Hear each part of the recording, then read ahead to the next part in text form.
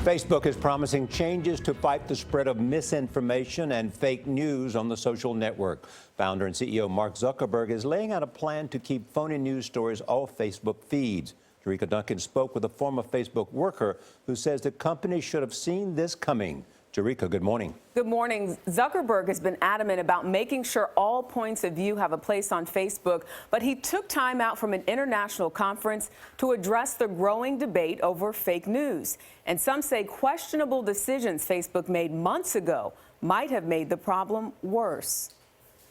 Facebook CEO Mark Zuckerberg told global leaders in Peru he wants to connect the world. You can take any system in the world and make it much, much better than it is today. But even as he demonstrated virtual reality to Peru's president, he was forced to deal with a more troubling reality back at home: the seemingly unchecked proliferation of fake news on the site.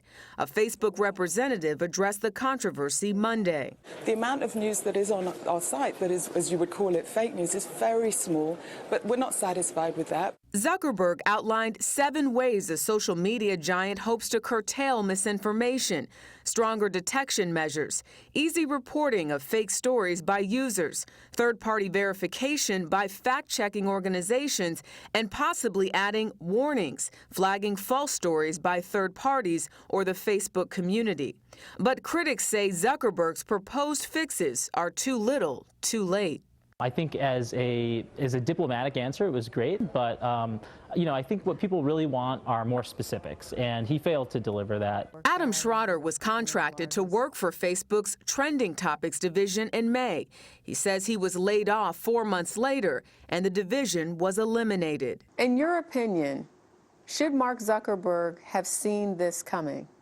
Maybe not Mark Zuckerberg per se, but leaders within the company should have been paying more attention to what was, showing up in people's news feeds for sure. Schroeder's job was to help make sure that inaccurate news didn't trend on Facebook, but he says his division was eliminated just weeks after criticism earlier this year that Facebook's information gatekeepers were suppressing conservative viewpoints.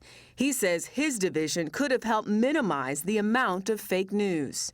By stopping fake news from trending, you're likely to stop fake news from spreading further. And I think that one of the biggest principles of journalism is making sure that people have truthful, accurate, and fair news.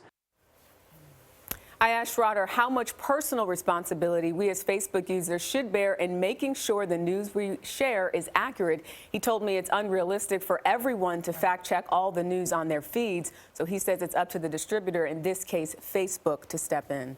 I've seen a lot of fake news on Facebook. Yep. Not just political stuff, other stuff about foods and what's in foods and that kind of stuff. And people are not fact-checking. They don't know the difference. So it seems like Facebook is rethinking things over there. They absolutely have to. They've gotten so much attention, and you see Mark Zuckerberg doing all the steps now. We need to do a story on who's creating this fake news, what the agenda is behind that, and where it comes from. Jericka, thank you so much.